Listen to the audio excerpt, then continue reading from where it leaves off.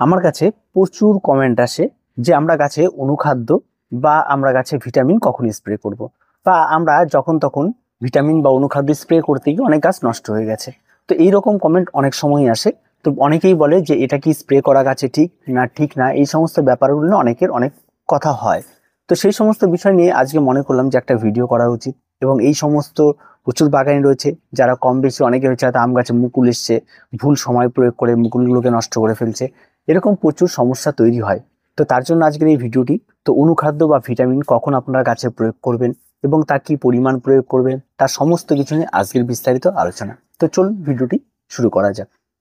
মূলত আমরা যে ভিটামিন বা অনুখাদ্য গাছে ব্যবহার করি এর মধ্যে সাধারণত গাছের ছোট ছোট মাইক্রোনিউট্রিয়েন্টগুলি থাকে। তার মধ্যে যেমন রয়েছে সালফার, জিঙ্ক, বোরন, তারপরে আপনার রয়েছে ম্যাগনেসিয়াম, ক্যালসিয়াম।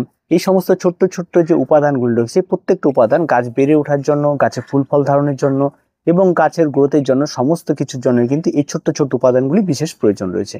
এবং এই বিশেষ প্রয়োজন থাকার পরেও আমরা যখন কোনো গাছের মাটি প্রস্তুত করি এবং তার সঙ্গে হয়তো আমরা দেখা যাচ্ছে ক্যালসিয়ামটা পাচ্ছে, হয়তো বোরনটা পাচ্ছে না, বা কোনো গাছে মাটি প্রস্তুত সময় বোরন পাচ্ছে বা সালফার পাচ্ছে না, এরকম অনেক কিছু হয়তো মিসিং হয়ে যায়। এবং তারপরে সেই সমস্ত গাছগুলি যখন বেড়ে ওঠে হয়তো দেখা যাচ্ছে কোনো কারণে বোরনটা ঠিকঠাক না থাকার জন্য হয়তো দেখা যায় পরবর্তী গাছে ফলনটা যে পরিমাণ আমরা আশা করেছিলাম সে পরিমাণ ফলন পেলাম না। তো এই কারণেই আমরা পরবর্তীতে একটা সময় আসে যখন গাছে ফুল ফল ধারণ করবে বা গাছ ঠিক বেড়ে উঠছে না, ঠিক সেই সময়গুলোতে আমরা সাধারণত এই অনুখাদ্য বা ভিটামিন স্প্রে করি। এই ভিটামিন বা আপনার অনুখাদ্যটা স্প্রে যখন আপনি গাছে করছেন তখন আপনাকে বেশ কিছু দিক লক্ষ্য রাখতে হবে। প্রথম কথা হচ্ছে যে আপনি যখন এটাকে ঠিক করছেন স্প্রে করবেন তখন আপনাকে সবার প্রথমে, যখনই আপনি কীটনাশক বা রাসায়নিক সারের দোকান থেকে এই জিনিসটি কিনবেন তখন আপনাকে সবার প্রথমে যে জিনিসটি লক্ষ্য রাখতে হবে যে 1 লিটার জল আমি কতটা ব্যবহার করব। এটা সাধারণত মূলত লিকুইডই ভালো। তাছাড়াও কিন্তু এখন মাটিতে মেশানো দানাদার ভিটামিনও কিন্তু পাওয়া যায়। তো লিকুইডটাই সবচেয়ে বেস্ট। কেন বলছি? যেহেতু মাটির পরিমাণটা আমরা জানি না, পাতাতে দিলে খুব তাড়াতাড়ি কাজ হয়, তার জন্য আমি লিকুইডটার কথাই বলছি। তো সেটা শুনে নেওয়ার সময় অবশ্যই আপনি শুনে নেবেন যে 1 লিটার জল আমরা কতটা পরিমাণ মেশাবো, কারণ এই পরিমাণটার উপরই নির্ভর করে কিন্তু এটা গাছে স্প্রে করা। যদি কোনো কারণে কম বা বেশি হয়ে যায় সেক্ষেত্রে কিন্তু গাছের পাতা পড়ে যেতে পারে, গাছের কোনো একটা খাবার বেশি হয়ে গেলে কিন্তু গাছের মৃত্যু ঘটতে পারে, গাছের পাতা হঠাৎ করে হলুদ হয়ে যেতে পারে, হঠাৎ করে আপনি রাতের বেলায় স্প্রে করেন সকালবেলা দেখবেন সমস্ত গাছে পাতা ঝরে গেছে, এরকম অনেক রকম সমস্যা হতে পারে। তাই সতর্কতাটা সবার আগে আপনাকে জেনে নিতে হবে। তাই অবশ্যই যখনই এটা প্রয়োগ করবেন বা ক্রয় করবেন তখন সঙ্গে সঙ্গে দোকান থেকে আপনারা লিখে নেবেন যে 1 লিটার জলে কতটা পরিমাণ মেশাবো, কারণ এক একটা কোম্পানির কিন্তু এক এক রকম ডোজ থাকে, তাই অবশ্যই সেটা জানাটা অত্যন্ত প্রয়োজন। এবার আসি আপনার ছাদ বাগানে মূলত যে সমস্ত গাছগুলি রয়েছে সেগুলি সাধারণত ফেব্রুয়ারি থেকে মার্চ পর্যন্ত, এবং এক কথা হচ্ছে ফেব্রুয়ারি থেকে বর্ষাকাল পর্যন্ত যে সমস্ত গাছগুলি থাকে এই গাছগুলির গ্রোথ সবচেয়ে বেশি হয় এই সময়। সেটা আপনার ছাদ বাগানে থাকা পার্মানেন্ট গাছ হোক বা এই সময় সিজন ফ্লাওয়ার হোক বা আপনার ইনডোর প্ল্যান্ট হোক, যে কোনো কিছু এই সময়টা সবচেয়ে বেশি গ্রোথ হয়। আর এই সময় গ্রোথটা যেহেতু বেশি হয় এবং তার সঙ্গে সঙ্গে যদি এই অনুখাদ্য আপনি এই সময় স্প্রে করতে পারেন তাহলে কিন্তু আপনার গাছের গ্রোথটা আরো ভালো হয়, ত্বরান্বিত হয় এবং গাছের গ্লেজি ব্যাপারটা থাকে, গাছের গঠন ভালো থাকে, গাছ শক্ত হয় এবং গাছ কিন্তু একটা দেখতে সুদর্শন তৈরি হয়। তো গাছও দেখতে অনেক ভালো হয়, তাই সেটা আপনি প্রয়োগ করতে পারেন। এবার এখন প্রয়োগটা আপনি কখন করবেন, কতবার করবেন, এটা প্রয়োগ করার মূল নিয়ম হচ্ছে প্রতি মাসে একবার, এর বেশি কিন্তু কখন এটা কিন্তু প্রয়োগ করা যায় না। আর এটা কিন্তু বারবার করে সারা বছর ধরে কন্টিনিউ আমি প্রয়োগ করবো এমনটা কিন্তু নয়। এবার আসি যে সমস্ত গাছে ফুল ফল ধারণ করবে, যেমন আম গাছ রয়েছে, লিচু গাছ রয়েছে, বিভিন্ন ধরনের গাছ রয়েছে, এই সমস্ত গাছে যখন আপনি ভিটামিন স্প্রে করবেন সেই ভিটামিনটা স্প্রে করে যখনই দেখবেন আপনার কাছে মুকুল বেরিয়ে এসছে, মানে সবে মানে উপরে বাটটি দেখা যাচ্ছে যে একটু বেরোচ্ছে বা পাতা পাতা দেখা যাচ্ছে, তখন আপনি ভিটামিন একবার স্প্রে করে দেবেন।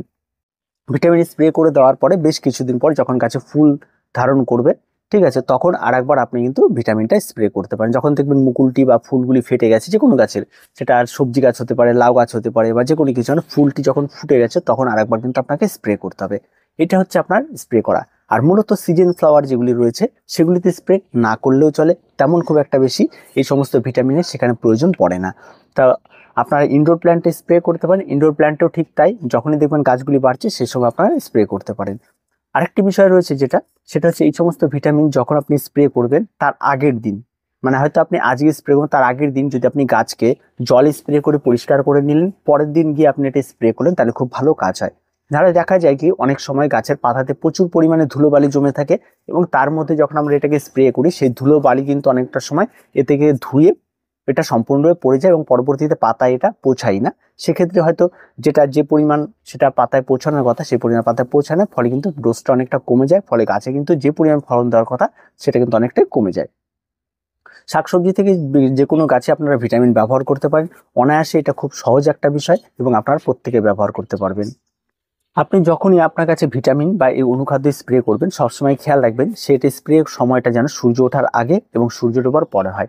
কখনোই কড়া সূর্যালোকে এই সমস্ত কিছু কিন্তু স্প্রে করবেন না। ঠিক যেমন আপনি রাসায়নিক বা কীটনাশক বা আপনার ফাঙ্গিসাইডের ক্ষেত্রে বলা হয়, ঠিক একই রকম কিন্তু এই ভিটামিনের ক্ষেত্রেও কিন্তু একই রকম। কোনো কিছুই পাতায় কিন্তু দিনের বেলায় স্প্রে করবেন না কড়া সূর্যালোকে, তাতে কিন্তু গাছের পাতা পুড়ে যেতে পারে বা গাছের ক্ষতি হতে পারে।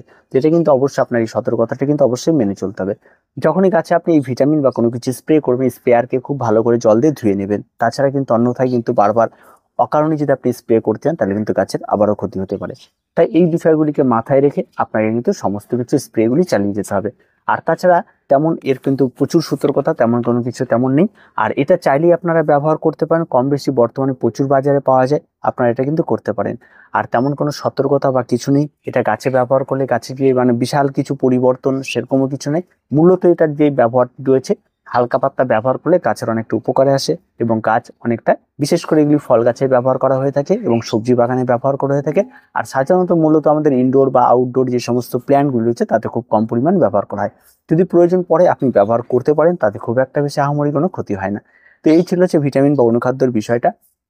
অনেকেই মনে করে এটা বিশাল কিছু, এটা দিলে গাছ হয়তো অনেকটা ঝাড় হয়ে যাবে, অনেক কিছু এর মধ্যে হয়তো খাবার রয়েছে যেগুলি মানে বিশাল পরিবর্তন ঘটিয়ে দেবে গাছের, তেমনটা কোনো কিছুই নয়। এগুলি মূলত গাছের ফলন এবং এগুলি কৃষিকাজে ব্যবহার করা হয়। জাস্ট মাঠে যে সমস্ত সবজি চাষ বা ফল চাষ এই সমস্ত কিছু করা হয় তাদের জন্য, ছাদ বাগানীদের এই সমস্ত কিছু ব্যবহার না করলেও চলবে। তো আজকে এই পর্যন্তই, দেখা হচ্ছে পরবর্তী ভিডিওতে। প্রত্যেকে ভালো থাকবেন, প্রত্যেকে সুস্থ থাকবেন, আর চ্যানেলটিকে অবশ্যই সাবস্ক্রাইব করে রাখবেন।